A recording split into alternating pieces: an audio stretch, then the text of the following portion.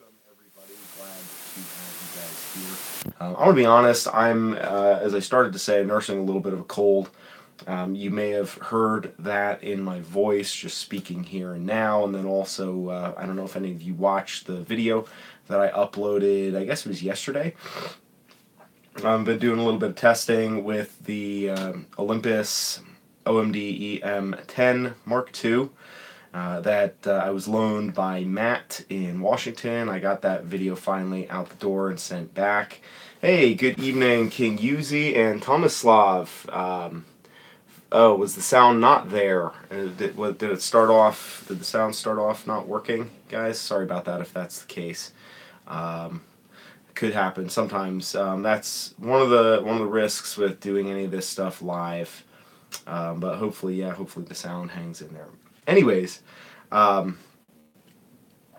still funky. Okay, well, I'm not sure exactly what that means. If the sound is there, if it's not there, what's going on? I may need to put a different battery in my my audio. Hey, Craig. Okay, it's quiet and it's not as clear as usual. Now, let's see. We could... little impromptu sound fixing here. Let's try that. Alright. Does that sound any better, guys? Good evening. I think I saw Craig Hawkins popping in there. Okay, Craig says it's perfect. Audio is fine there, so we're a little bit here, a little bit there. Better? Okay, everybody's happy. Happy now. Yeah, that's something I'm always a little bit paranoid about with the audio, because I'm using a Sarmonic smart rig, so basically it couples the XLR output on my microphone, on my Rode NTG2 shotgun mic that I use, and it couples that into my iPhone. So it's, probably not the apex of audio quality, but, it gets the job done most of the time, but I'm always a little bit worried. I've shot a few videos here and there where it's been a little bit, little touch and go, so I'm always worried. Thank you, Mario, for that comment about the my impressions of the EM10 Mark II. Hopefully, I'm saying that right. I may call it something else, and if I do call it something else, anything with the OMD and EM and followed by some numbers, I'm referring to the OMD EM10 Mark II. Yeah, thank you, Matt, Bro Audio, who's in here right now. Appreciate you loaning the camera. That's gotten some interesting comments, and I think a lot of people enjoyed hearing me bloviate about the Olympus cameras. I've always had a lot of people suggest Olympus cameras to me, and I have not. That was the first time I've ever held an Olympus camera. Never had a chance to play with them. So, yeah, I enjoyed that too. And like I said in that video, and like I will say from this point moving forward, I'm happy to review cameras. Like if anybody has a camera that they're like, hey, that'd be kind of funny to hear what this guy thinks about my camera, get in touch, and I'd be happy to review your camera regardless what it is, because up till this point I've kind of put my own money into cameras that I'm reviewing and then investing, and well, long story short, it hasn't been the best financial decision for me to do that, but buying cameras to review them, that is. So kind of going in a different direction these days, paring down some of my camera equipment. But this thing came my way this morning, and this is a Nikon F100. So those of you who shoot film probably will know a lot more about this than I do. I don't know very much about this camera, being totally honest, and the lens I have with it is 35 to 70 millimeter Nikon lens. And actually my dad brought this home. Now my dad is a bit of a, I don't know a nicer way to say this, but he's a little bit of a hoarder. I mean, I have hoarding tendencies too, like with books. Camera books, especially any kind of book that has photography. I'm always like, yeah, I got room for one more, you know? And that's kind of the way my dad is with stuff. So when he tells me that, oh, I've got this friend who's, you know, he hangs out with you know, some veteran buddies of his at the McDonald's, the local McDonald's, like, you know, 4 in the morning, they all get up, go over there, have coffee, and, you know, try to get, you know, they have their little social group there or whatever. And so my dad's talking to them, and I've stopped in and done photographs of them, done some portraits, and real nice group of guys. And I'm actually working on a documentary about my dad and his story when he immigrated from Germany during World War II, when he was just a baby, or I should say his family immigrated. He was just a little kid. And, you know, some of those guys at the local McDonald's, they actually kind of make a little cameo appearance, you know, some of the B-roll. Anyhow, nice guys, but they're always interested in my photography and what's going on. And so every now and then, one of them will be like, oh, I got a camera, you know, or you got to check this thing out, and try to send something home with my dad for me, or try to get me interested in something that they have going on. And, yeah, it's you know, so when he told me, one of his friends, he's like, yeah, one of my friends has this camera. It's like an antique. It's like really, you know, it's a really awesome camera from like the 1950s. I'm thinking, oh, okay, like, you know, Leica, you know, with maybe some Zeiss glass. Like, I was kind of getting, all right, like this could be good. And then, so he comes home today and he's like, yeah, here's the camera. You got to check it out. One of my friends gave it to me. He wants you to have it. So I said, okay. So it's the Nikon F100, which is a film camera, but it has batteries. It's funny, it actually runs on double A, four double A batteries, and because I was looking at it, I was looking through what's in the case, and I was like, there's no charger with this damn thing. I was like, I'm not going to be able to do anything with it or even sell it, because frankly, for me personally, you know, I don't think that I'm going to be able to use this camera, because I don't shoot a whole bunch of film, and the film that I do shoot, I don't really shoot, you know, this is a little over my head. Like the film cameras that I have, I like because they're very, very simple, and that's all I want out of them, you know, the rangefinder styles. And this was actually made in 1999. I think this is one of the last film cameras that Nikon made. So I had to break it to my dad that this wasn't an antique, classic, highly sought-after camera from the 1950s, but rather it was a much more recent, you know, camera, and probably the fellow that owned this, or when he was last shooting, this was probably kind of the top of the range camera. From what I understand, it's fairly good, and the lens seems to be pretty good. Like the 35 to 70 millimeter f2.8, it's constant aperture lens, so it's kind of interesting. And yeah, Tomislav, I'd love to hear your thoughts about the lens, or how it's working for you, what you think about the lens. My plan at this point, I want to kind of take some time with it, and I might try the lens out actually on the GH5, just to kind of, you know, see how I like it. And then probably what's going to wind up happening is I'm going to detail everything, get it all tidied up. You know, the electronics seem to work, the autofocus, all that. Make sure the light meter is good, and then I'll probably let this go on eBay. But this thing is huge. It's super heavy. I mean, relatively speaking, right? I guess we're a little bit spoiled, but yeah, it's kind of cool. You know, sometimes for all the things that I give my dad a hard time about bringing home, that, you know, don't have much use, this actually, as it turns out, it's not what I thought it was going to be. It's not what I wanted it to be, frankly. I was, you know, again, I was hoping for a Leica or what have you. Something with a little bit more, you know, a little bit more name brand zing to it. Not to say that like Nikon obviously is good. I have some Nikon kit as it stands right now, but you know, something about the Leica, you know, I feel like that's sort of a little more exotic. So that's what I was hoping for. But once I did a little research on it, I was kind of excited to find out that, you know, it kind of had some worthwhile stuff there too. So anyways, there you go. I'm getting over a cold. You could probably tell in my voice. So you'll hopefully excuse me if I have to hack, snort, cough, or drink some tea here. King Yuzi says, my friend only shoots on film. She's either insane or very sane. She likes using antique film that has degraded so she gets interesting looking color bleeding. And Jason says that lens has some value for sure. Tomislav assures me that this 35 to 70 has brilliant optics. Well, that's good, I guess. Of course, on the other hand, the last thing I need is to be tempted to keep a lens that I could sell because it has brilliant optics. And of course, so I'm going to have to play with it a little bit before I make that decision. I guess the good news is I don't have to be in a rush to get rid of it or anything like that. But yeah, the current situation that I'm in financially, I've been really working hard to kind of narrow things down and get down to the wire. And one of the things that really helped push me to that point, I think, was, you know, having that the last couple of weeks to play with the Olympus camera.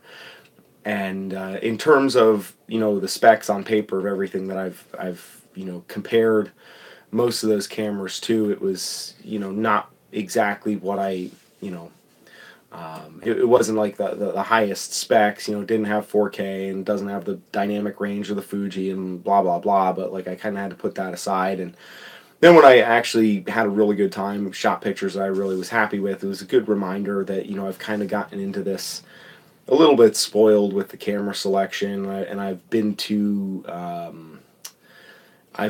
generous with my gear acquisition syndrome, and that's ultimately been a problem for me, so I'm going to have to start trimming my cameras back. So yeah, as a manual focus lens, it does seem like it's in good shape, and it does seem like it focuses really well. So I'll put it on the GH5 and give you a heads up kind of how it's working moving forward, because it seems like it could be really good. And 2.8 is pretty fast. It'd be nice to have a zoom at least for a little while in that time frame. So you know, short term, I think what's going to happen is I'm probably going to wind up selling off just about everything except for my GH5. And I think I'm probably going to pare everything down and just go like strip everything down to the GH5 and maybe one or two lenses, and that's going to have to be it for a while for me, because right now I just don't have the, you know, I don't have the financial wherewithal, I guess you could say, to you know, be making payments on cameras that I have just because I like them. And right now the GH5 is the one camera that really gets the job done for me and that I use most often for everything. So I think I'm probably going to wind up going all in on that in the very near future. But I would expect a video about that as well, because that's a decision that I'm kind of struggling with and wrestling through. So I haven't fully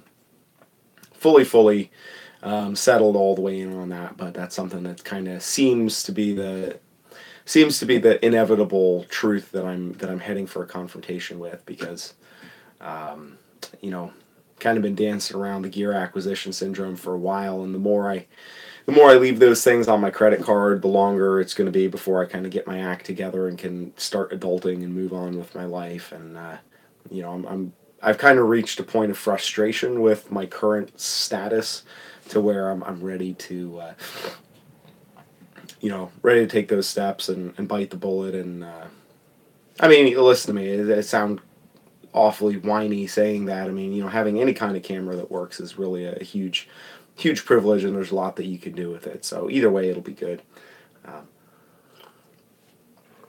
Thomas Love suggested to me in one of the comments that, you know, that I just give up on digital and shoot only film, and that's actually something that I have thought about a little bit, but I feel like that could be more expensive yet, even than digital photography, is just going all in with the film, because the volume that I like to shoot and the cost of development, since I don't develop my own stuff at this point, you know, I'd like to get into that once I have a little bit more physical space to work with, but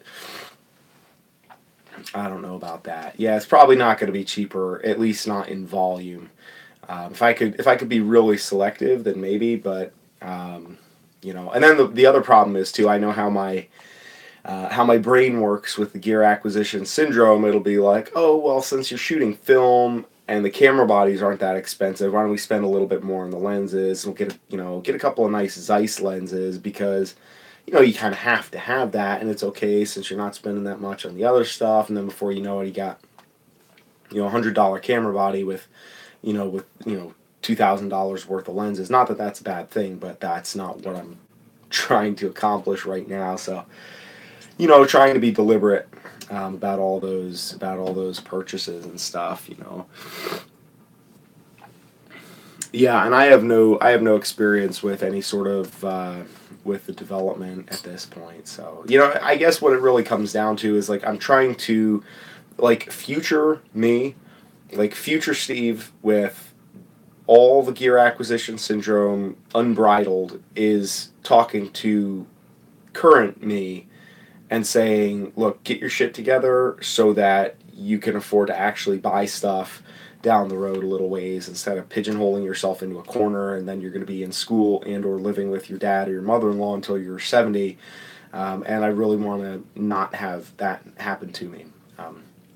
And part of the deal too is like right now, just going to school, I don't really have that much time to be shooting and traveling. So it's kind of like, why not give stuff up that, will enable me to liquidate it and pay for things that are immediately important right now. And then, there's always going to be cameras, a couple of years down the road when I'm ready to reinvest, so.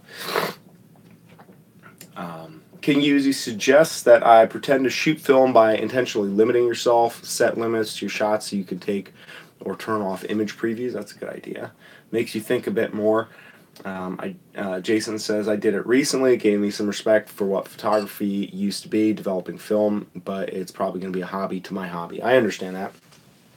One of the things that I found, and this is sort of along the same lines of what you're saying there, King Yuzi, about the the self-imposed limitations. I found that one day I went out with my one of my cameras and I forgot the battery, and having forgotten the battery, at first I kind of despaired, but it turned out that actually walking around with a camera but being unable to actually shoot, it put me in kind of a weird space where I kind of felt like I should be shooting, like I was thinking about photography in a way that I can't really think without a camera in my hand. And I know that may sound kind of strange, but like I have to have a camera in my hand to really be able to feel and envision the process, right? But being completely unable to actually take any photos.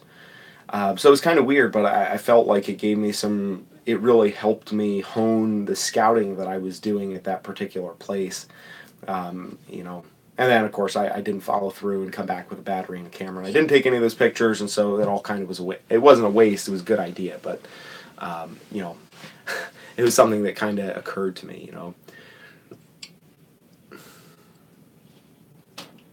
Yeah, that's an interesting thing. You could do that with an SD card, like you say. You could do it with battery or what have you. I mean, I've heard some people even, take like a slide film, like a slide holder for the film, and kind of carry that around and look through that and use that to just like frame things and get an idea. And I think that might work as well. There's probably a lot of different ways that one could approach that.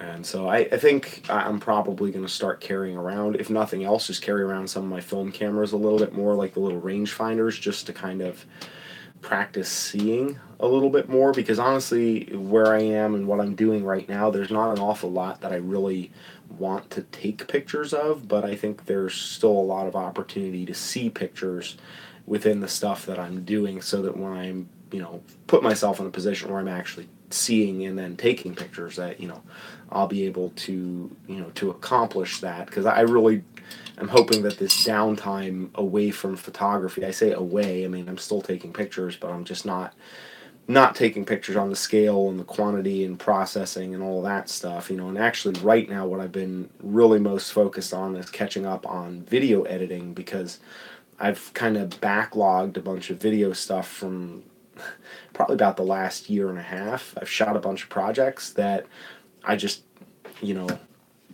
I was very excited about them when I started shooting them, and I'm still excited about them, but it's hard to start editing because the problem always is that, like, once you start editing, you're really bringing it from an imaginary project that you're imagining as being really awesome, and you're bringing it into the real world with its, with its flaws and its problems. And so you kind of want to protect it by keeping it out of the real world and letting it just live in your imagination and kind of sit on this hard drive. And eventually, you know that you have to bite the bullet and do it. And as hard as it is, it always winds up being worthwhile. At least it's always has been for me. But I have a documentary about my dad. I have two about my friend Martin's dad, and a couple videos about that. I have at least one about my brother and the logging, and I have a whole video from Dubai that I shot a year ago that I haven't even touched at this point yet. So, I have a handful of those things that I need to clear off my plate. And on top of that, I'm debating going to a, I've mentioned to some of you all that I'm debating about going to a new channel, or starting a new channel to focus more on the outdoor activities, because this channel has kind of become more focused on the cameras and photography, which is great, and I enjoy having that outlet. But as seasons in my life are changing a little bit, I'm also very interested in being able to bring people along and share the interest. Hey, good evening, Tiff. Good to see you there. Interested in bringing people along for the outdoor components of kind of what I do, and the fly fishing and the fly tying and the and the local adventures, the little things, I guess you could say, like the not so grand life on the road climbing big trips, but rather the little things, the weekend trips and stuff that I do with my family. And I mean, I could work that in here.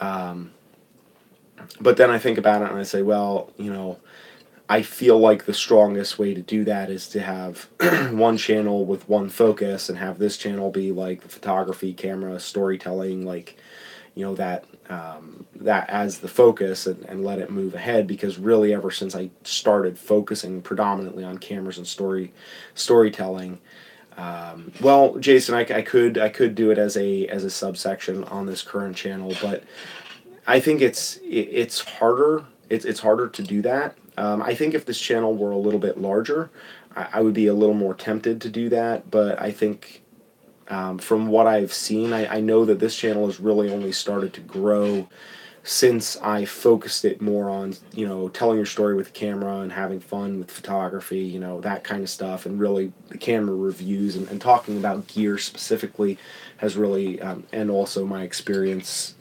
bailing on professional photography, brought a lot of people to this channel. Which there's only so many times I can pull that ripcord, so I'm kind of like, what do I talk about now, right? But, I want to be able to have a solid focus in the messaging that I'm putting out there on the channel, because that's a big part of what drives people to really engage and subscribe. And as your channel, grows with that stuff, then it becomes more profitable, and then you can justify the time that you're spending. And so my idea is really to have this channel be more of a creative look at what I'm doing on the other channel, and to be able to kind of use the two as alternating halves of each other, I guess you could say, and be able to kind of, use them to play off of each other rather than one or the other. And I thought about trying to do that all in one place, but, the problem is that, like, I even look at, like, take the Wind River Project, for example. That's a film that cost... well, I did the Wind River Project. I published it a couple of weeks ago, about 2 weeks ago. That project I started in 2014, and it cost probably $12,000 to $15,000 to make that. Now I was able to crowdfund some of that, but that is like $15,000 in a 10-minute video. That's kind of a substantial investment, and that has like 300 views at this point. And part of the reason why it has 300 views is because, the pipeline on this channel isn't people who are interested in climbing necessarily. And granted, when I started, making that, that was my focus, but you know, as this channel grew and everything like that, then it changed. But yet, if I make a video where I put anything about Fuji in the you know, in the title or in the tags, you know, by the time I get done, you know, tidying up the metadata in there, once I've published it, I'll have, you know, 100 views on it and people are commenting. So I think a lot of that has to do with just, you know, separating things out and playing to your strengths. And again, there are different people that have different views and perspectives on that, but that's my thought. In terms of starting, so Jason asked if I feel like starting a channel from the ground up would be easier or more difficult to run or to manage or to grow.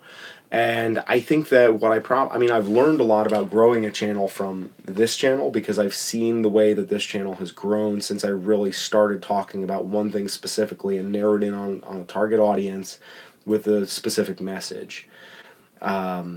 And I've seen the impact that that did because I've had this channel since like 2011, something like that, and it was really pretty small, like 150, 200 subscribers up until like a little more than a year ago. And it was when I got the XT2 and I went out to North Dakota and I was out at Standing Rock and I started talking about Standing Rock. I was in the news and I was out there and I had some, you know, footage that I showed from there that brought folks around. And then, you know, once that whole thing kind of died down and I didn't really want to get on the political bandwagon of talking about that stuff, that side of things, I was like, well, let me talk a little bit about the camera because I started to notice things. And that's kind of what took me down the Fuji path. And that's when, you know, those consistent videos along the Fuji topics and the camera review topic, that really started to attract more people. And it was just like, okay, well, let's just, you know, keep going. So I've learned a lot with that, even though really my goal has not been like, hey, I want to establish myself as like, you know, a credible reviewer of cameras. It's more like I like to talk to people. I like to teach. I like to express my opinion on I like cameras. So, hey, I mean, why not, right? And what I probably would do with a new channel, I would batch, shoot and edit a handful of videos. So probably I would get like a month's worth of content, shot, edited, and ready to go. And then, you know, get the channel all tidy with the artwork, with the trailer, with the, you know, the background, all the supporting niceties that oftentimes get left off of, you know, the channel. You know, the about page and all of that stuff, really get everything sorted out and then really launch it in earnest once I had about a month's worth of content ready, and then just start publishing things consistently. And then that way I would have a month where I could, you know, be shooting things at a little more gradual pace, but I would already have that buffer of content that's already prepared and ready to go. Because a lot of times what happens, and because so much of it really at this point is about gaming the algorithm, and unfortunately, you know, a lot of it is gaming the algorithm and being able to provide consistent release and consistent activity and bring in views in consistently. And like when you start a new channel and you start publishing, they will boost your videos, they'll give you visibility just to kind of see what you're going to do with it. And in that time, like if you start out strong but then you kind of fizzle, then you wind up losing that momentum, and then it can be harder to get that back. Whereas, you know, I feel like if I have some content that's already put out there and kind of just really push hard from the get-go and get that initial momentum, then the rest of it just is like continuing on. And so if for anybody who hasn't subscribed yet to that channel, I do have that other channel. It's called Adventure RX, and, you know, the channel icon is just my stupid face.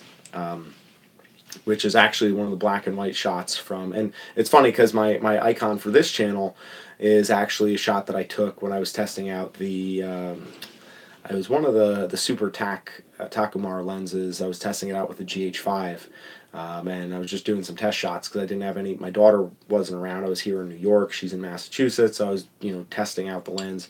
And you know, that turned into my channel icon for this channel, and I was doing a similar thing with the Olympus that Matt sent me, and that has turned into my channel icon, at least for the time being, for Adventure RX. And the idea, you know, little pun, little play on words, RX is like prescription, and that used to actually be the name of the vlog that I did on this channel long before I started talking about cameras. when I was living in a trailer. I was on the road with my family, and it was the Adventure RX, you know, the Adventure prescription, right? Because Adventure is great medicine, but for whatever reason, it just didn't. I don't know. It just didn't work well enough because I couldn't really commit to it. There was something about it that just didn't really. I didn't have my ducks all lined up with that, so we'll see what happens with this new venture. I don't know when I'm actually going to start publishing, but if you subscribe, you know, to that channel, you'll be amongst the first to know when things are happening there. Because I'm probably going to keep everything under the, you know, living vertical. You know, the living vertical heading, I guess you could say, at least in terms of social media stuff. That's kind of my, you know, my personal brand, you know, so. Yeah, I think a lot of you guys found my channel through Fuji videos. Tiff says, love that photo to your right. Not sure if it has always been behind you in past streams, but I definitely notice it now. Thank you, Tiff. This actually has, I'm assuming that, yeah, right, this is my right. This is a shot that I took with the X100F when I was up in, well, I guess technically this is Alberta, Banff National Park, and this is Martin there. He's like that big. But yeah, this is hiking back down from the mountain after we climbed it. One of my favorite shots as well. I like that picture a lot. And I got a handful of images printed up over Christmas, and this is one of the ones I got framed for myself. And I've been trying that, and also this may look familiar too, although that's definitely behind me. I've changed some of the angles around here, the way I kind of changed the room around, because like I used to have my bed right back here, but I moved my bed over there. I mean, the room is really tiny, but I've kind of reconfigured it so I can make a little better use of the space here. And you know, I guess depending if I do like this, we can see a little bit of both, and then this way we get lightning, and then we get the mountains over there, and it gives the nice, you know, the nice ambiance here to the room when we do these little Sunday night chats. So, but yeah, this is one of my favorite photos that I took with the X100F that day, and you know, kind of sorry to see that camera go, but you know, that's the way it goes. Literally, you know, that's the way it goes. Sometimes you gotta get rid of cameras that you like, and but at least we have some good photos to remember the times that we spent there with that. So.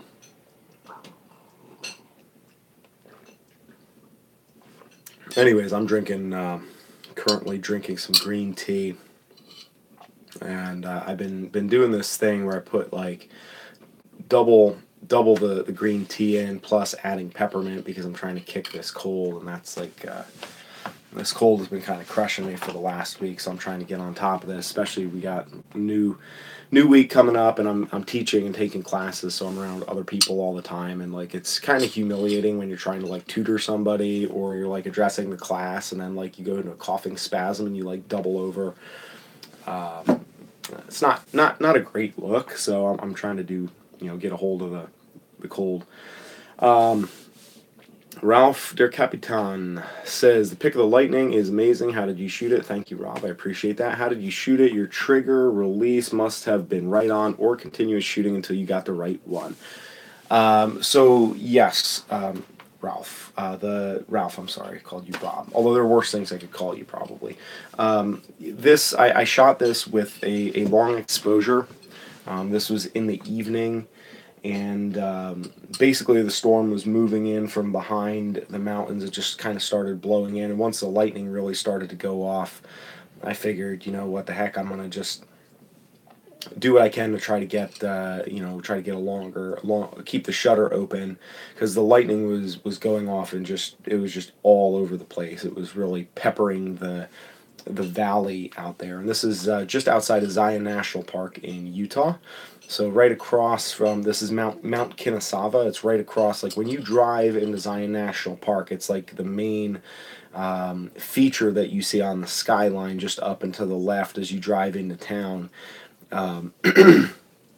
beautiful, very, very imposing feature there. But we were kind of across from it on the mesa, and we were watching the storm blow in from behind Mount Kenesava. And then as the lightning kept going on, I think it was like a 20-25 second exposure or something like that. Hey, AJ, good to see you here. Yeah, non-football lovers. That's right. I'm competing. I'm directly competing with the Super Bowl here, so I think we're doing some good work. I got got some like-minded individuals here who'd rather be talking about cameras and photography than watching overpaid billionaires. Or maybe some of you are watching those billionaires too at the same time. So I can't necessarily say that I'm defeating the NFL with this live stream, but worth an effort. But yes, it was 20-second exposure. Excuse me. There we go with the coughing fit. Um, Somewhere in the neighborhood of a 20-second exposure is what I shot. I stopped it down to like I think it was like F10, F11, somewhere in that neighborhood.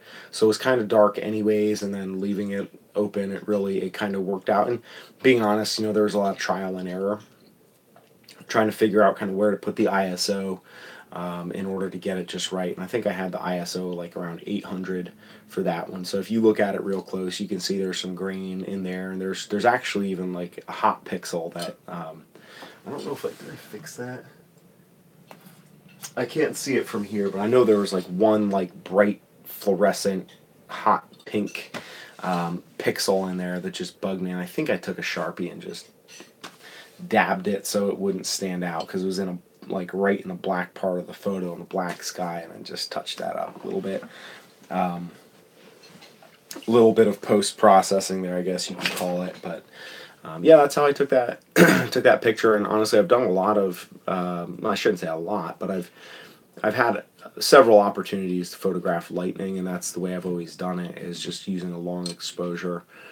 And honestly, it's pretty easy. I found, a little bit of trial and error. If you can kind of get things set up beforehand, and then you just kind of dial in the exposure and figure out, how long you typically have to wait. Obviously, you shoot plenty of duds, but when you get a couple good ones, I mean, because I had been shooting and dialing it in, I was getting down to the wire where it was getting closer once it hit the mountain. It was very clear that it was coming right towards us, and that we were going to have to get off of the mesa because we were very exposed on the rim of the mesa at the time when that lightning was coming across. So it was like I knew that I only had a couple more shots, so I was like anticipating the fact that I wanted to run away and not get electrocuted, but also really excited about the opportunity to get a really close lightning strike with, in proximity to the Mount Kenesava there. And yeah, this one just really came together perfectly. I took one more shot after this one where the lightning is like halfway between where I'm standing on the mesa and the mountain, and the lightning just kind of blew out the highlights because it was so close. And at that point it was like, okay, we got to get out of here so we don't get zapped, because happens a lot of times in the desert there, unfortunately. It's the lightning is really crazy. But thank you. I always like talking about that photo. That's one of the few that I don't get tired of tired of retelling. Oh, Tiff, you've given up sugar. That's good. Yeah, that's interesting. I haven't given up sweetener, artificial sweetener. I mean, I use artificial sweetener, but I don't drink, obviously, I guess. I should say, maybe it's not obvious. I don't eat any carbs or sugar, almost none. For the most part, yeah. Let's see, everybody talking football. Football versus soccer. Soccer is a tad bit better. I enjoy watching the World Cup, but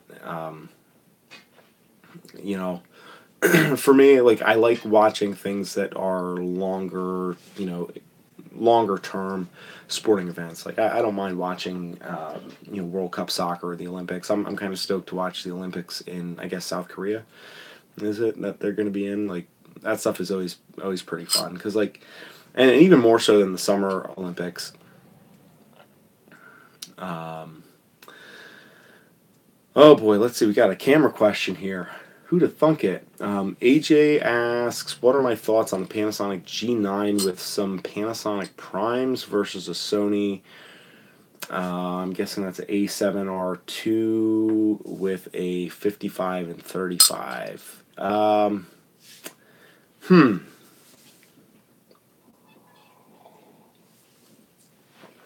right, so first I'll tell you what I don't know. I'll tell you what I know, and I'll tell you what I don't know, and I'll give you my opinion as best I can based on that. As far as I know, the G9, it basically has the same stills capability as the GH5, just maybe without some of the. Does it have the IBIS or not? I forget if it has the IBIS, and I know that it is without the video or some of the video capabilities of the GH5. That was my impression of the G9 when I saw it. I did not study it too deeply for fear that I would, look at it too long and then it would turn me to stone and reach into my pocket, take out my credit card, and buy itself on my dime.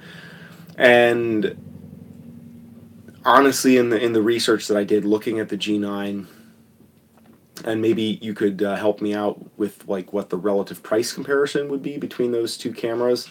My thought off the top of my head, though, was that what I saw with the G9, it didn't really interest me given the fact that I already have the GH5. So that's for me personally.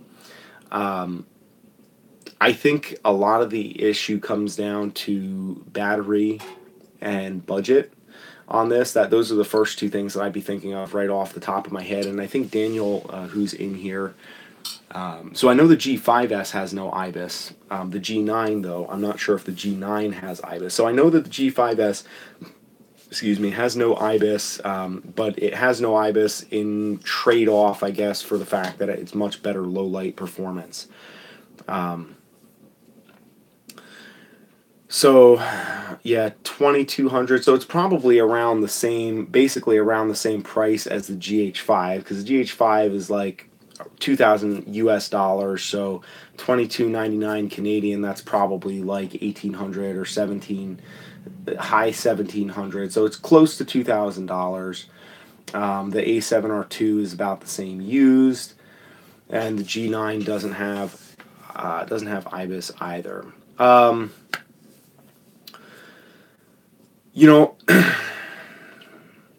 I think that a lot of it depends on what you're willing to trade off for low light performance. One of the things that I have found, at least in my experience, and I know some of you guys in here may have some experience with this. Daniel, I know you shot the Sony as well. Now, it sounds from your comment, Daniel, like you're suggesting or you feel like that the Sony would be a better value. I think a lot of it comes down to personal preference, what the size is that you want to deal with, what lens ecosystem you want to be involved with. If you're thinking about adding a second camera on that you would be using in addition with this, and also how much performance in terms of low light performance, how much you really need as a result. So part of the thing, I mean, it's true that you are getting less sensor for the same amount of money, but at the end of the day, that does not necessarily. I mean, I have a full frame camera that has more sensor than any of my Micro Four Thirds or Fuji cameras, and that thing has been sitting in the bag for over a year. So when I had, a lot of it, I think that the whole sensor size thing is not necessarily going to be an accurate yardstick of how well a camera is going to perform for everybody. Now, Daniel, I know you're coming at it from a wedding photographer standpoint, and if I was shooting weddings where low light is going to be as big of an issue, then in that case, yeah, it probably would be as simple as just sensor size. So Daniel says, especially used, I think the Sony might be better as long as you don't need to shoot sports or action. I've seen both Panasonic and Sony have somewhat expensive lenses, which is why I shoot Fuji.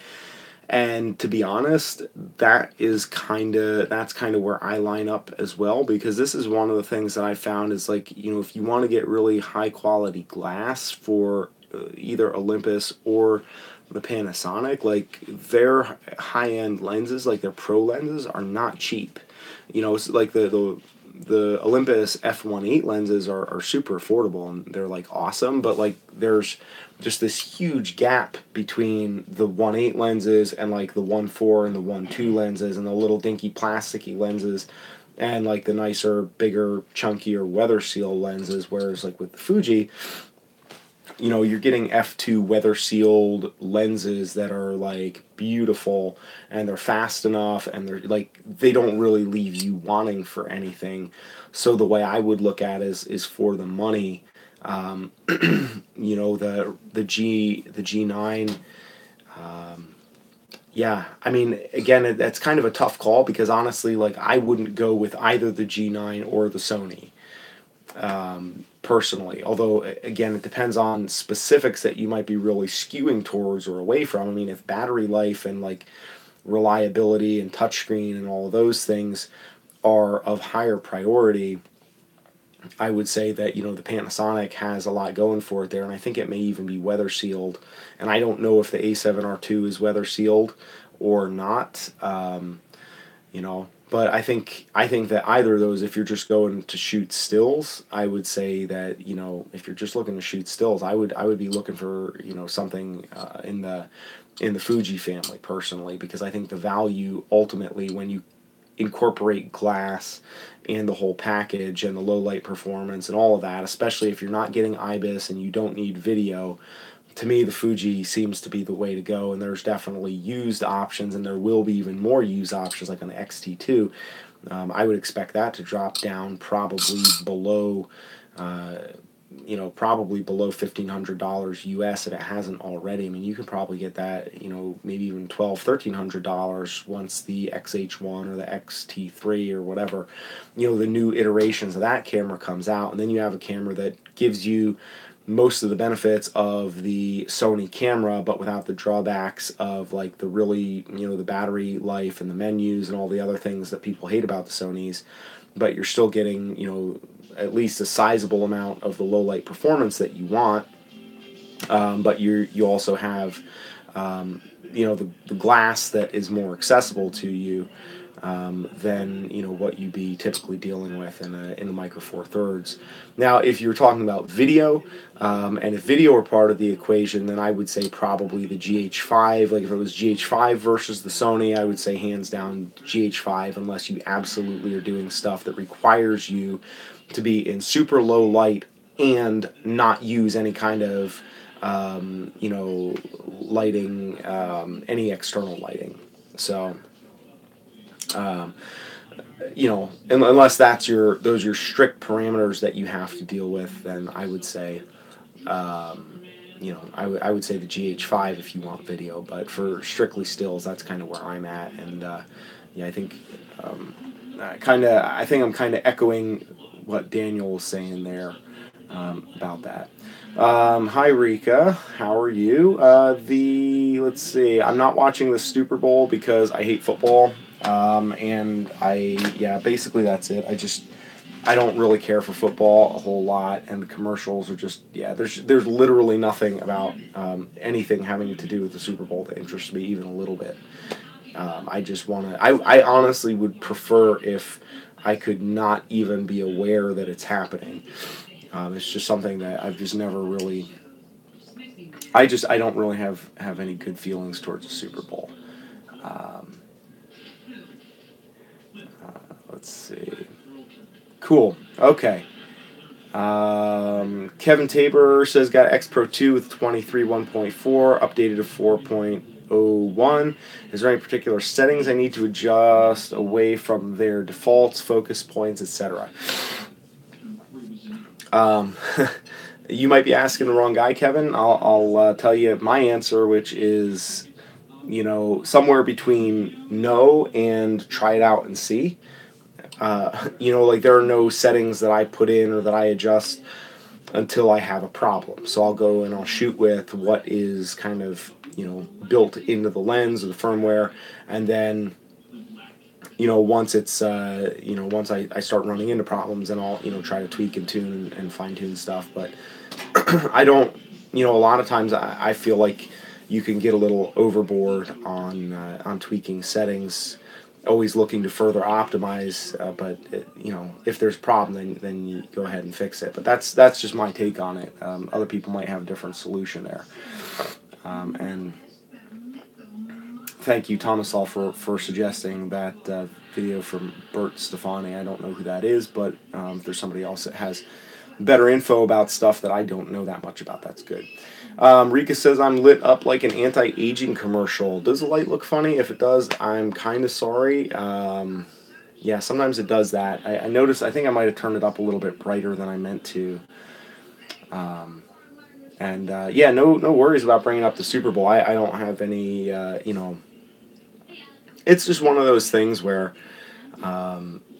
I guess it pains me much more so when I have to pretend like I give a rat's ass about the Super Bowl, because I have people in my family and friends even that are very, very invested in it, and I don't want to piss on their strawberries and say, you know, seriously, like, I mean, this is like, I just don't get it. It's somewhere between having contempt for professional sports being taken that seriously, and it's not even like professional sports being taken that seriously. Like, I think it's great for the people who, you know, the people who are actually out there who are professional athletes. I think it's great for them. The problem that I see with professional sports, the thing that irritates me, is that people use athletes as a vicarious, you know, harbinger of things that of achievement and accomplishment that are completely absent in their own life. So people completely give up in terms of trying to do anything useful or meaningful or accomplish something or like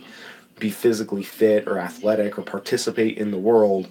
But it's okay because, well, like, I wear the jersey of that guy who goes out and does it for $1 million a year, and he does it for me, and like, I, you know, drink beer and kind of, you know, I don't know. That's me being a little judgmental. I'll be honest. It's a little judgmental, but hey, you know, we all have something that we gotta do that with, and I'll be honest about it. But like, I can try to contain my judgments around other people.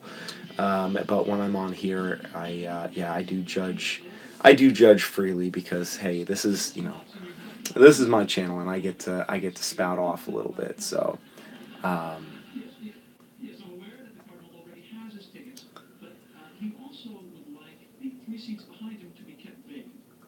Yeah, Tomislav, we'll talk about the XT3 here in a hot second. Tiff says, hey, Peter, good to see you here. Tiff says, it seems with ratings down more than usual for the sport itself, some people most likely agree, and it seems like a lot of people are not excited about who's playing this year. That's another part of things, too, is like, we know every year it's like the Patriots versus somebody else, and it's just it's gotten boring because the Patriots are going to win. Like everybody knows the Patriots are gonna win. Hey, QAing, good to see you here, sir. You know, it's just not really that interesting.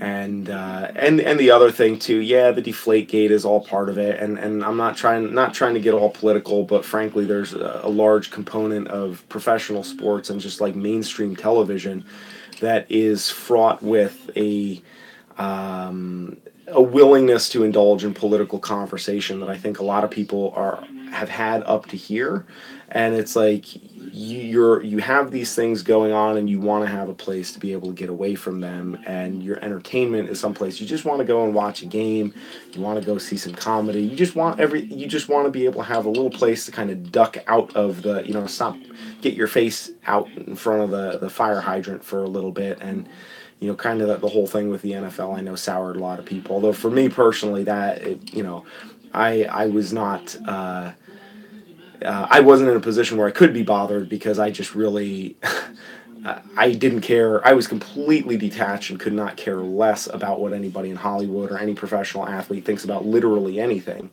That's just my, you know, that has always been my opinion before anything happened. Ever since I was a little kid, that was my opinion.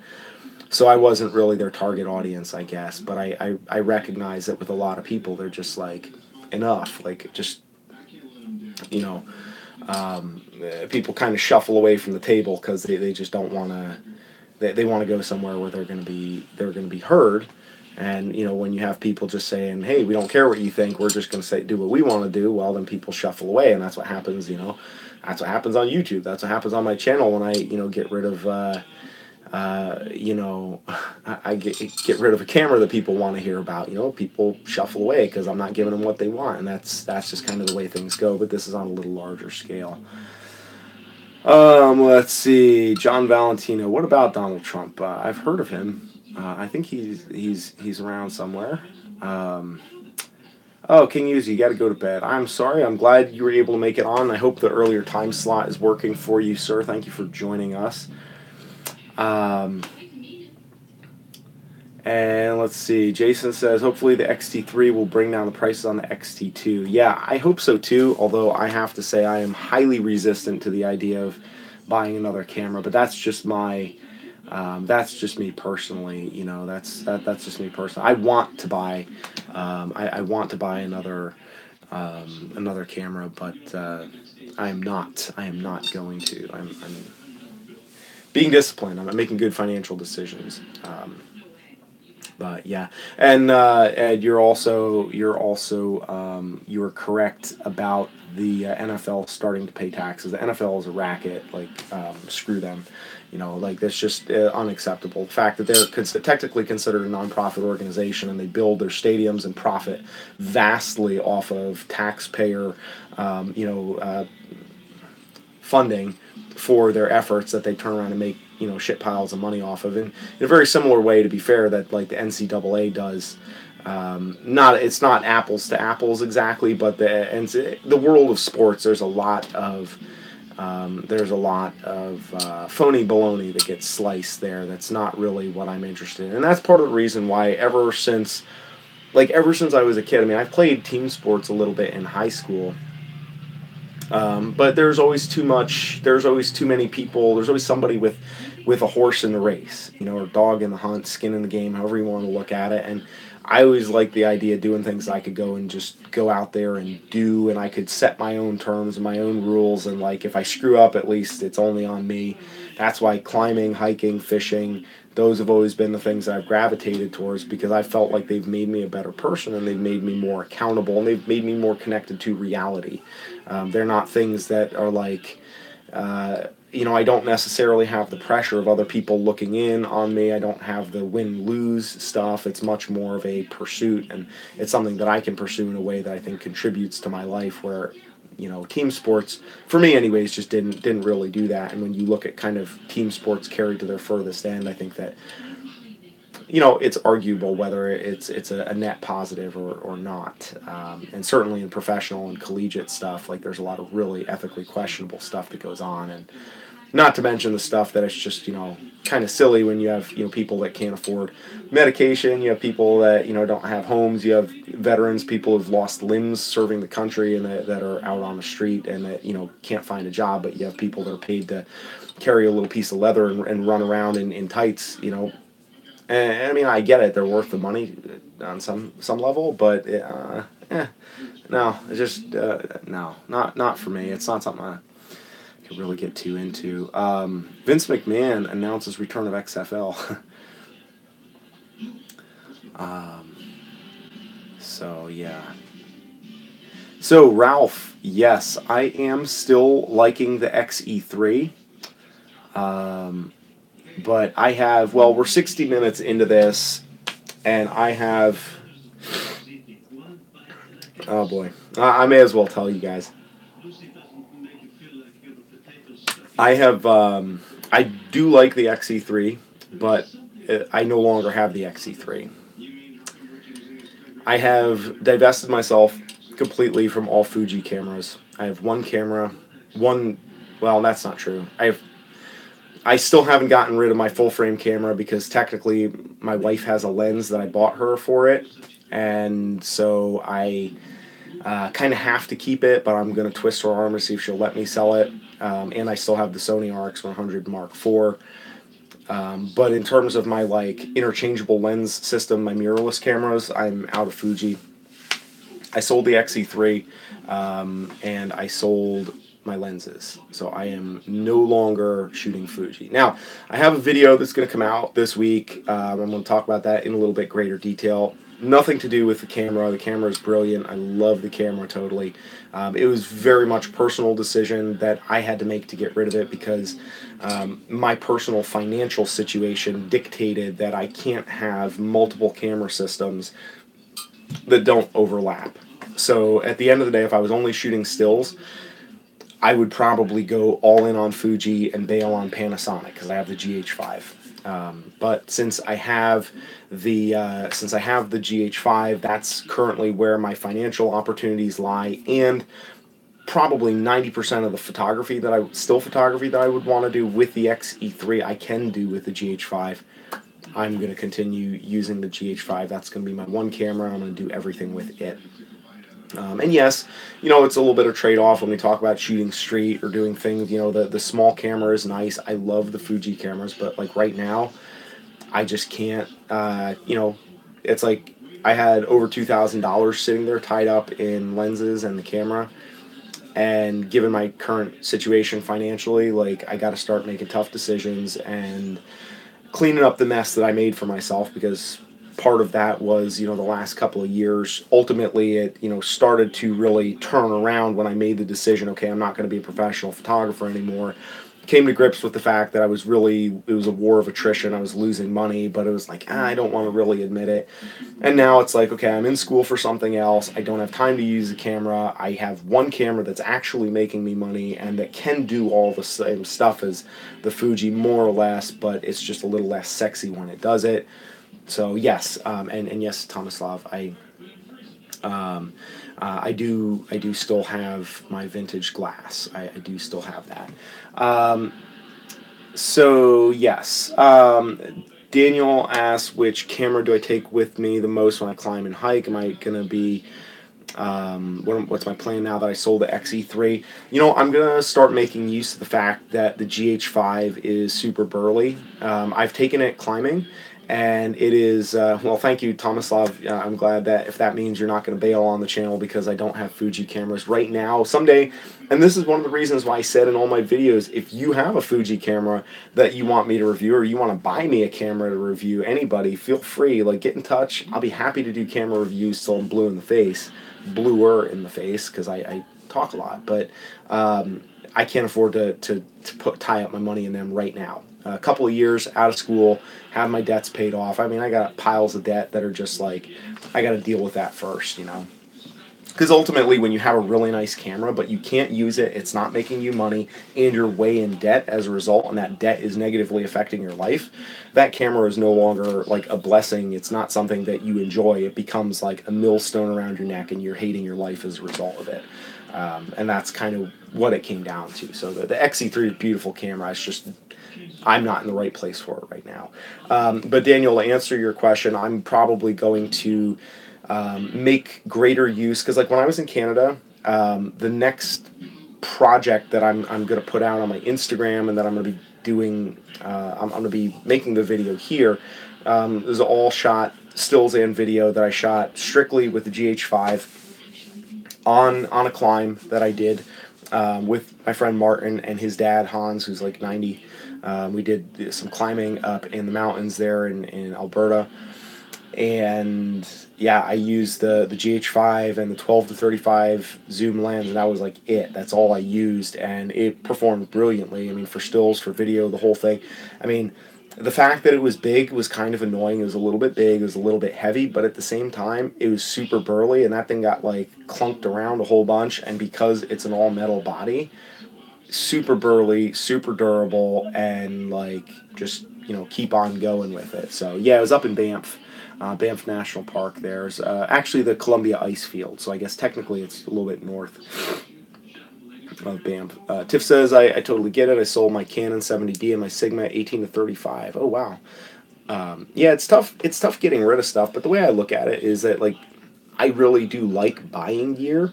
So in some ways, like if I'm liquidating this stuff now, it's just setting it free so that I have an opportunity to either get that for a cheaper price a couple of years down the road if I rebuy the same stuff, or possibly, you know, get a better piece of equipment that replaces it for equivalent dollar value. And in the meantime, I'll be able to get out of debt and make good decisions for my family that are going to, put me in a position where I'm able to actually do more photography and really live more deliberately and with less stress and the way that I really want to. And just, the borrower is a slave to the lender. And that's, really is the truth. And I've been kind of accepting that paradigm of just living in debt for a long time, because I was just like, the hell with it. I'm just always gonna. I don't know. I kind of fell into a funk where I was successful for a few years,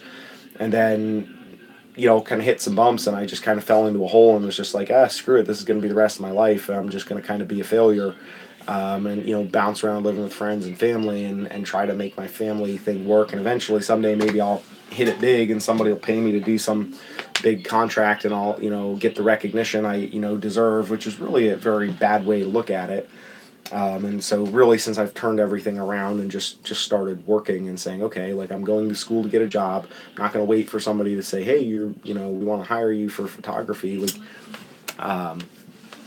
That's kind of gotten me on this kick where it's like, hey, if I have something that's not nailed down, that I'm not using, it's got to go. And then I'm going to rebuild my life in the the way that makes sense once I've kind of squared everything away and stripped everything down to the brass tacks.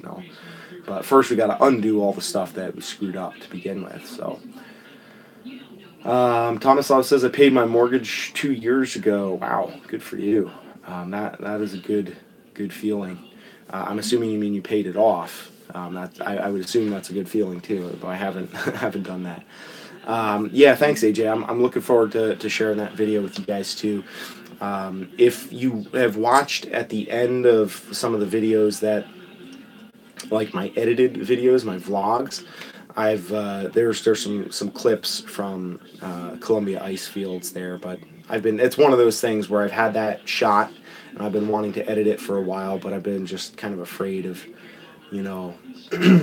not doing it justice, and so I'm like stalling and dawdling on it, but I got to stop doing that, because it is a really cool story. It's one of my favorite stories that I've been able to participate in, because we went out and repeated a climbing route that Martin's dad put up back in like the 1970s when he was head of Parks Search and Rescue for Parks Canada, and he was living there at the Columbia ice fields. And he was a climbing ranger, and so there was this kind of old loose cliff that he used to climb, with some of his other ranger buddies, and it was never anything like really established, but he put up this route that they would climb every now and then once he moved away from there, nobody ever really climbed it, so it hasn't been climbed in 30 years. So we went up there and he hiked with us. His dad is now like 90 years old, but he hiked up there with us to the base. And then he went around the backside of the formation and hiked up to the top to meet us. And the whole thing was it was a really cool experience, because we were basically retracing this path that he had taken 30 years ago, trying to find his pitons. And it was horrifying. I mean, it was really scary, because you kind of have this thought like, oh, this is 30 years ago, and like, this old man did this 30 years ago, big deal. We have better gear, lighter stuff, we're stronger, we train harder, we're better, and then we get out there and it's just like, this whole thing was like really heads up. It was really spicy from top to bottom. So it made the experience really very meaningful to be able to share that and kind of do that, retrace that with his son, and have him, as part of that experience too. So, and also there's a video, another kind of section of that story is his discussion of the years he spent shooting, because he was very involved in filmmaking and photography for wildlife film and photography in that area back in the day. And he's big Lumix fan. I tried to get him into Fuji, and I was talking to him, I was like, Hans, you gotta try Fuji. Oh, well, I always liked the was it not the Zeiss lenses, but the Lumix, he always, the Leica, he's like, oh, I always like the Leica glass, it's good stuff. So we went out with his little point and shoot and did some photography, and he kind of spent some time talking about how he's watched watch photography change over the years and what it's meant to him, and kind of like I guess you could call it like a retrospective of his career over like, 50, 60 years shooting in the mountains with film and digital and stuff like that. It's super, super inspiring, if nothing else. He's just a hell of a nice guy and just really accomplished. And he still is out there getting after it. I mean, he gets out and is like, cross-country skiing and stuff. This guy's beaten cancer. And, I mean, I don't know whatever else. I mean, I know it sounds bad to say, like, as an older person, whatever ailments that, you get when you get older and your body breaks down. But he's like 88 years old and he's still getting after it. And he's, like, I mean, like, when we were approaching the base of this climb, I was running to keep up with him. Because he's not super fast, but he steps he's very like, he knows the moves. He doesn't stumble, and like, he gets footing every time. He knows exactly where he's putting his feet and his hands, and he just keeps moving. And I'm working twice as hard and I'm going half as fast. It's so somewhere between inspiring and a little frustrating. I was like, huffing and puffing with the camera running around behind him, and he's kind of leaving me behind. And we've had some good. This is, well, you can't really see this, but this is him and Martin with me. And he's been in a couple of my vlogs from like back in the day, back when we were living on the road. Okay, Tiff says, by chance, now that the GH5 is your main camera, will there be more creative videos, or are you still going to push the photo side of it? When you say push the photo side of it, do you mean this channel? Or are you asking if I am going to develop more of the filmmaking side of this channel? Just so I understand what you're asking.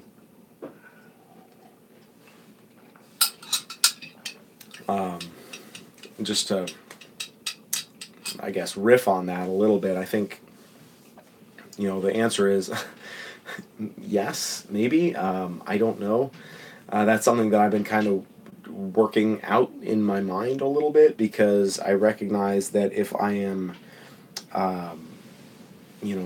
using the GH5 predominantly, and I'm having to do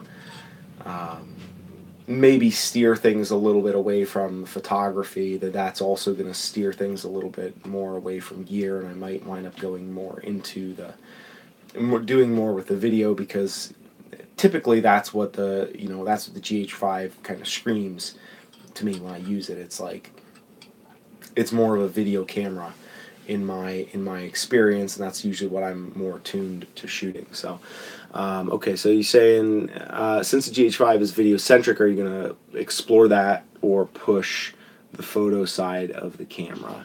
I'm going to probably keep it like about the same distribution, like 50-50. I've never, unless I'm doing a project for somebody else or for something else where it really is definitively like one-sided, I'm going to try to do both. Maybe not do both in one sitting.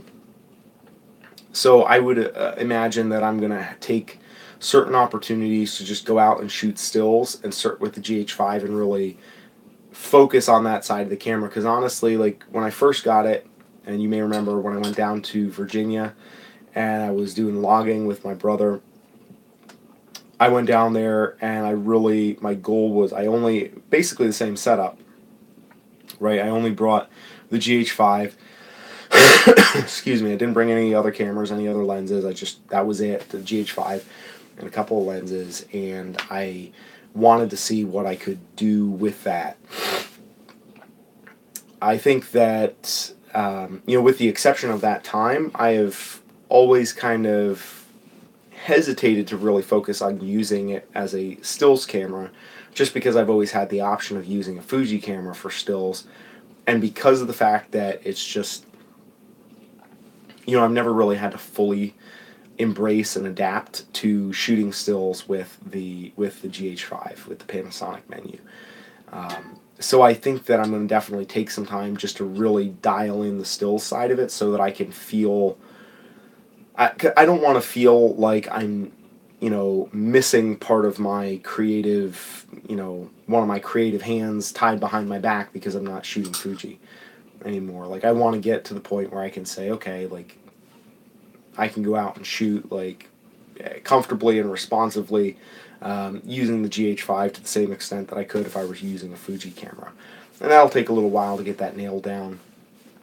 But I also think, too, that because I won't be splitting my time doing camera reviews and doing reviews of other things and being all over the shop, I think that I'm probably going to gravitate more towards, making more creative stuff with the GH5, both with stills and photography, and really, start. My plan at this point is to start going away from strictly the instructive technical side of the conversation and to kind of start turning a little bit more towards the creative side. And that's one of the reasons why I'm debating and planning to start the publishing to a new channel, is because I want to have a new channel that's really more focused around just the creative stuff rather than around the technical stuff, or trying to split both, kind of the technical component of the outdoor stuff, I guess, or the creative component of the outdoor stuff, Yeah, cool. Good to hear that you're in that same boat with the XT2. When you say challenge yourself creatively with your film cameras, do you mean like film as in video film, or do you mean like film film? I mean, either would be reasonable explanations there. But that's part of the thing, too, is like I feel like I kind of got into a rut. Maybe rut is the wrong word, but I kind of fell into a comfort zone where it was like, I could just do videos and get views by talking about cameras, and it wasn't really breaking any new ground for me, and wasn't really doing anything that I felt was, I mean, not that it was bad, I'm glad that I did it, but it's just like, it's just one more reason to say, hey, let the tail go with the hide. This is the right decision to make right now, and it'll be, I think, for the best of the channel, and will kind of help me take next steps that I need to just to progress creatively, rather than getting hung up on the, just kind of get hung up on the technical side of things, which is really easy to do, because ultimately that was never my plan. It just kind of happened, and plus, like, I've found out that I kind of enjoy doing that stuff too. But so we'll see what happens. I'm sure I'll still have plenty of stuff to review on the technical side, talking about some of the vintage lenses and some, maybe some stuff that I'm learning in terms of filmmaking and whatnot. But I really want to just get out with the camera and actually start making stuff, instead of the technical analysis. Film as in stills is what Tiff is talking about. I did enough filmmaking shorts in college. I appreciate the digital more. I gotcha. Totally. Yeah, I've never done any of, I've never tried to do any filmmaking, like, films with like, analog films, so I've only shot digital video, and I can't even imagine the effort that goes into that. That's got to be a huge amount of work. So my proverbial hat is, well, I guess my literal hat is off to you as well, but it wasn't on, so.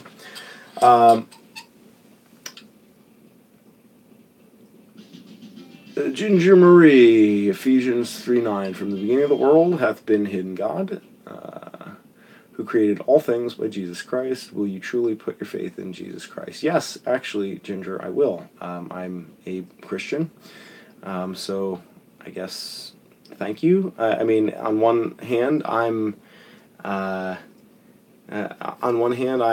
can't fault you for putting some Bible verses out here, because that's something that I do believe in. On the other hand, I do also feel like it's a little rude to just come in and start spamming. Like, I don't know that Jesus did a whole lot of spamming. I mean, he kind of set up his thing and did it. But anyways, I don't want to nitpick there. I get what you're saying, and hey, there you go. I have, among my many flaws, I have been, well, I mean, you don't have to log out. It's just, you're welcome to join the conversation. It's just customarily people start with, like, saying hi or asking a question rather than just spamming stuff. That's just my only little etiquette, that's the only thing.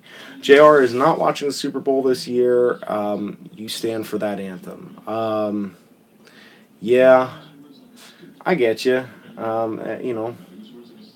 That's not why I'm not watching the Super Bowl. I wouldn't. I don't care if everybody stood on their head for the national anthem. I still wouldn't watch it, but that certainly doesn't endear me to the the whole thing. I think that it's yeah. I don't know about that. Yeah, the whole thing. It's like it would just be nice to draw some boundaries a little bit and have people be, it's kind of like when parents are fighting, because that's kind of what's been going on in the country, right? We have parents fighting. And when parents are fighting, like, it doesn't always happen, but you're supposed to say, okay, we're going to fight behind closed doors, and when we come out to the dinner table, we're going to be polite. We're going to, maybe grit our teeth a little bit and smile through it, force ourselves, but for the sake of the kids, we're going to try to be nice. And instead, you have people like, throwing stuff at each other, and you have the whole thing, and it's like there's nowhere that you can go to get away from the whole political narrative of everything that's going on. And I think there's definitely appropriate places for these discussions to happen. I don't think that and I mean, it's not even a matter of, well, what determines appropriate, right? It's like what the market will bear, because the market is what creates professional sports. And so if the market is kind of like, screw you guys, we're not interested in hearing your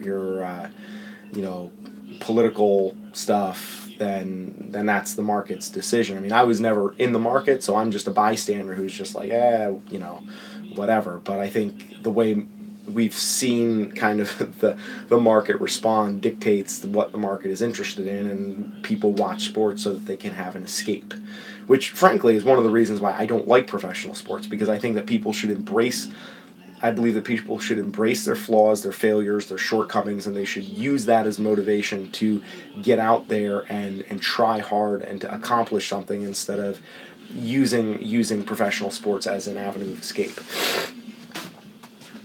But that notwithstanding, I think that when you take something that's supposed to be an avenue of escape and pleasure for people, and you turn it into social justice venues, yeah, people don't like that. Who'd have thunk? I mean, but whatever. We could have an interesting conversation about that, but I don't know that I want to do that. Well, Peter, we're kind of somewhere between politics and the Super Bowl. There's a brief religious interlude there with a Bible verse, and which I'm fine with that, but then everything kind of turned towards the Super Bowl and the national anthem, and kind of hard not to put in there a little bit, but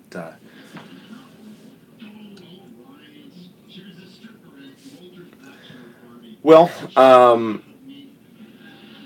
yeah, I understand the reasons the protesters are players are protesting, Daniel. I think that there's also a different way to have a discourse with people that engenders a conversation that's back and forth. And I think that the atmosphere and the tone of things, which admittedly was not helped by Trump's statements when that thing kind of reignited earlier with Kaepernick, and Trump kind of went off on Twitter. I think that the whole thing took a tone, and it stopped. It went from being like, hey, let's have a conversation here, and it turned into like, hey, screw you. That's basically the way that it came off. And I don't even really. I'm not a big, I'm not a huge like military guy. I mean, I have people in my family that are military, but I'm not like a. I am not the most out there nationalistic person, but just as somebody watching from the sidelines, I think that part of the thing too is that they do hear those voices, but I think a lot of people disagree, and a lot of people have different perceptions and opinions about it. And when you say, look, I understand what your perception is, but like, number one, this isn't the place that I want to have this conversation, and number two, I honestly don't agree, and number three, I want to be able to disagree with you without being called a racist or being labeled as some kind of a bigot just because I have a different experience of the world than you do, and vice versa. And when you don't feel like those three principles are being adhered to or respected, on the other side, I don't think that it's unreasonable or unexpected for people to just kind of tune out and walk away and say, hey, this isn't providing me with what I showed up for. And the same thing goes for Hollywood. You know, it's just that's just my opinion on that, and I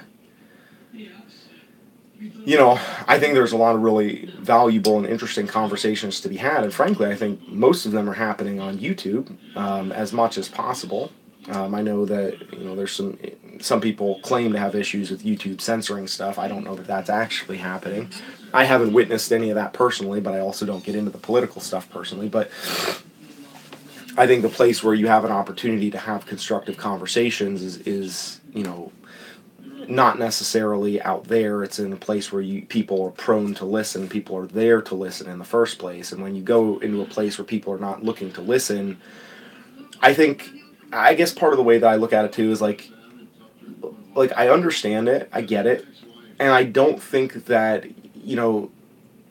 I don't even think that the players are necessarily all wrong. I mean, I can see they have some valid points, but the problem is that there was a certain point where it tipped beyond saying, hey, look, we want people to understand that we need to have a conversation about this.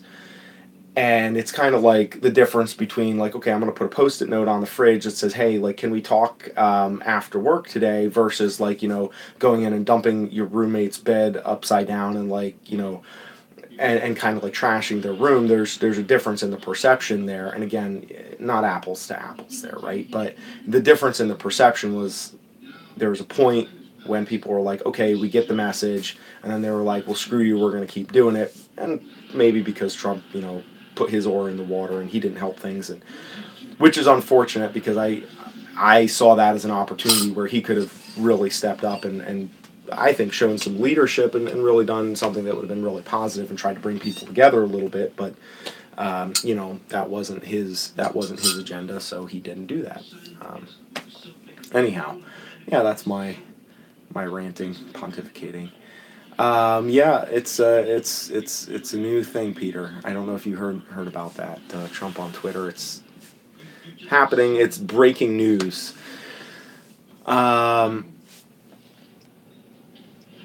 Well, yeah.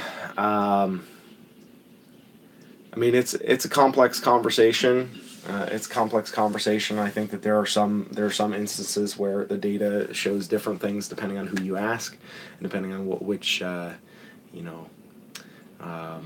data that you're looking at and who you're talking to. There's some differences there too. I mean, I don't think that either side is all wrong. I mean, there are some situations in which data is manipulated and the media is complicit in whipping up tensions and inflaming problems that are underlying, and there are also situations in which there are definite overreaches that are not dealt with appropriately, and that leaves people with a feeling of injustice. People of all, not just people of color, everybody is. When the police, if there is a miscarriage of justice, that affects everybody. That's not just one demographic over the other. And I think that the problem with all this stuff is a polarization, and the idea that there's certain types of justice that exists over here for these people and certain that exists over here for those people.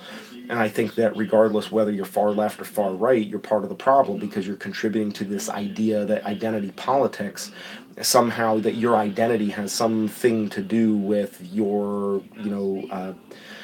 deservedness of justice. So and I think that's the problem, and it's hard for people on both sides to recognize, because everybody just wants people on the other side to listen. But the further to each side you get, you just pull everybody away from the center, which is the fact. This is where most people are. Most people are in the center, and most people are like, look, I'm a little bit of this, I'm a little bit of that. There's some of me, okay, I'm white and I have a little bit of conservative values, but I'm also married to somebody who's not white. I have a daughter who's, not necessarily white. She's not, at least not, ethnically, I guess, totally white. She's Hispanic on her mom's side, and I have my brother, has a child with a black girl, and it's we have a lot of things mixing around around in the family, and I'm a little bit conservative here, I'm a little bit liberal over there, and I'm a little bit libertarian here, and it's like, I'm not interested in anybody pulling me off to this side or that side and saying, no, we're all in here and screw everybody else over there. There's a fringe of people on those sides, and it's identity politics. Either way you look at it, it's very destructive, and it makes it impossible for the majority of people who are all in the middle,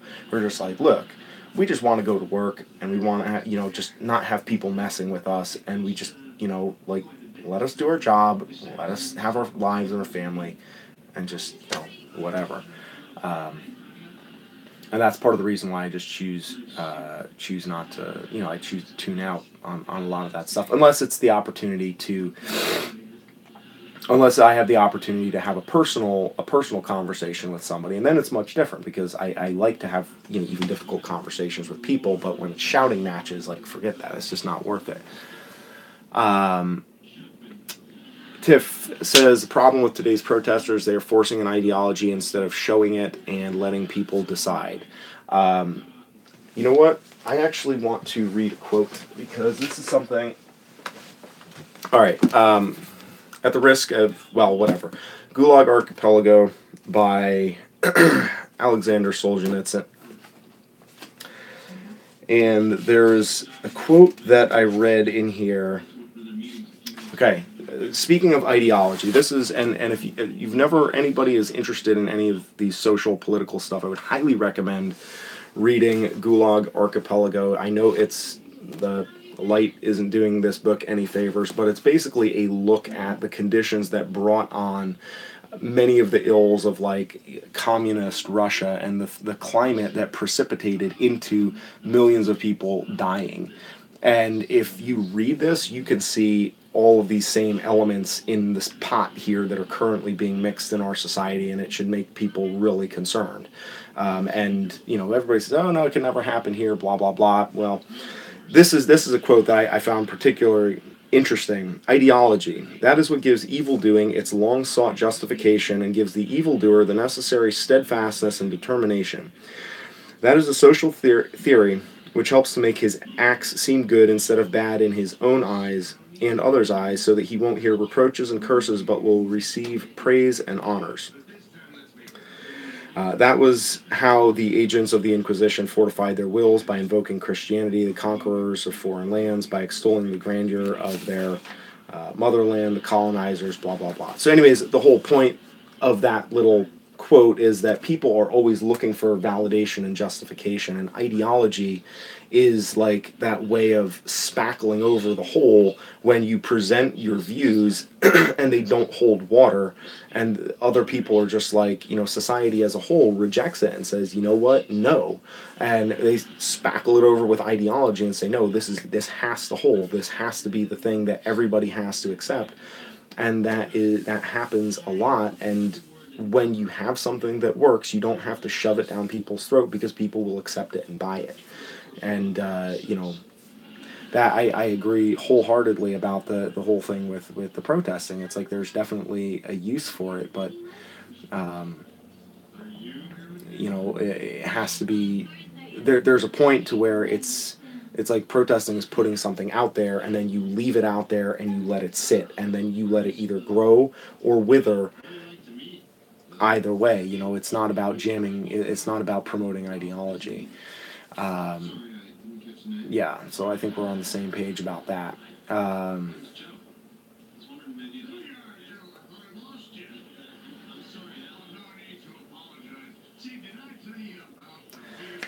Yeah, I agree, Ralph. The whole thing with the police, I mean, I've had plenty of encounters with cops that have made me dislike them. It's like nobody likes, I guess this is part of the thing, is nobody likes authority figures when, because most of the time that we encounter authority figures, it's usually when they are bringing that authority to bear against us in one form or another. Nobody likes that. So I get that. and that's one of the things that makes it kind of challenging to have a conversation about this is, in a general scale, is because it's hard for a lot of people to contextualize the importance of laws and police and the other things that generally have a very negative representation, and they generally have to be negative because they're not there to make everybody feel good and to be warm and fuzzy. They're there to knock heads together and to scare people and to punish people. I mean, that's what the whole concept of law enforcement really boils down to, and that's a very dangerous game. And by that same token, though, there needs to be a very careful accounting given of the power that is used within that context of law enforcement, and I think that is definitely something that has been neglected.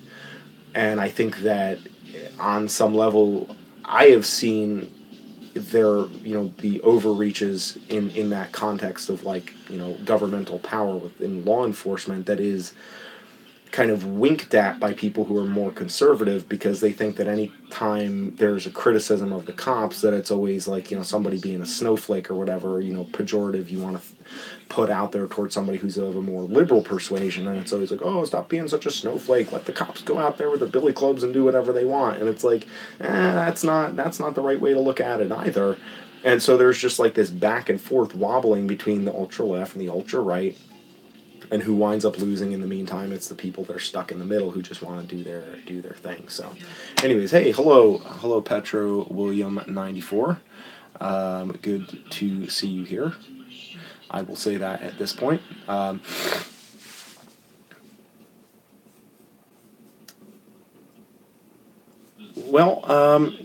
It's interesting, and I will.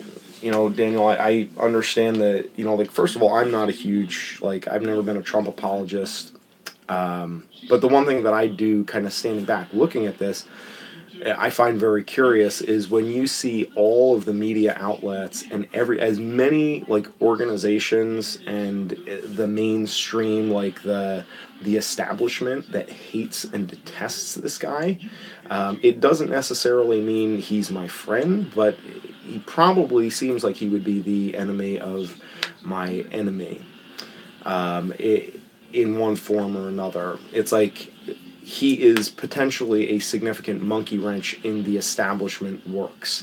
And that's something that I think that we need before we're going to get to a point of reaching equilibrium again, is you need somebody that comes in like a wrecking ball, no Miley Cyrus puns intended, and just kind of shakes things up and discomfits the establishment to the point where you can actually restore some semblance of accountability. And there are many things that I would do differently, and there are many times when I'm deeply disappointed in the way that Trump has handled himself and dealt with situations. But I mean, so I'm not saying I don't think that you're totally wrong, but at the same time, I think that if people a lot of people who dislike Trump deeply, if they were able to kind of let go of their personal animus and their personal dislike for the guy, because there are definitely certain things about him, his personality is very disagreeable, especially towards people who, and actually, look at things through a slightly different perspective and give him a chance in some way. I think that they might see that some of what he is doing is somewhat has a foundation in some cause that is rational, or that is ultimately, unfortunately, in many cases, necessary. Just based on the fact that things haven't been dealt with up till this point. Hey, Picante's World, I'm doing all right. We're just kind of wandering off the rails a little bit here. An example of the one issue that is being used this way, it used to be gay marriage, but they came up with stuff each election on both sides to keep the talk away from the money and the corruption. Yeah, I mean, I don't disagree with that. There's definitely a lot of stuff that is, used as red herring issues, which I think is the point you're getting at there, and that's something that is also very frustrating. And there was, Bernie, I wasn't a huge Bernie fan either. I didn't, I thought that he had some good things to say, but when he was on there, one of the things he was very big on was, talking about campaign finance reform.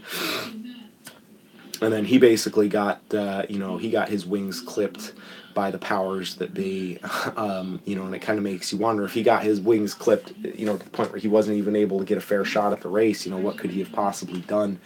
or what would have happened to him if he really followed through to you know, really clean things up. So I agree with you about that. I mean, we do need to focus on those issues of the money and the corruption, because ultimately money talks, and that's the money and the corruption are the biggest things that really seem to impact everybody on the most basic and broad levels. Tiff says, I wish people dislike those who have been in office for many, many, many years, Senate, Congress, who are probably more responsible for our issues as they feel about Trump or most presidents. That is true. I think one of the things that unfortunately happens, and I would say it's probably not by accident, but one of the things that seems to happen is that people get very distracted by the president because they are a lightning rod for all of the political sentiment of one side or the other, at least especially in the past 2 terms. It's like Obama kind of lightning rod for the right and Trump is lightning rod for the left. And in the meantime, there are things happening on smaller levels that, you know, or I should say in different areas of government that people are not nearly as, you know, attentive to because they're too focused on, you know, you know, that they're playing whack-a-mole with the president. Yes, Picante, we are talking a little bit about politics. We kind of got here talking about the, I guess, the Super Bowl and NFL protests, and then we, you know, kind of, as most political conversations these days do, we kind of wound up with Trump, and I wonder what kind of camera Trump would shoot. I wonder if he's a Micro Four Thirds guy. Micro Four Thirds. I doubt he's a Fuji guy. Can't be a Fuji. I bet he shoots Canon. I bet Trump shoots Canon. Knew it. See? Pete's with me. He shoots Canon. He would like the XE3. I got you. He has small hands. I get you. Well, my daughter, it fit perfectly in her hand, so it might be. He only shoots, well, not big format. He shoots huge format. Yeah, probably a huge format with a little XE3 on the side. I think that's a good. I mean, hey, that's good. I like the XE3. It's a good camera. See, we can all come together and make fun of his little hands and make fun of cameras a little bit, and we're all able to kind of wrap things up as friends. Gold plated film camera, a Bigley, yeah, just Bigley, it's huge. Picante says, I'm thinking about getting a Canon 7D, but it's a lot of money. I'm looking for DSLR that's really good quality.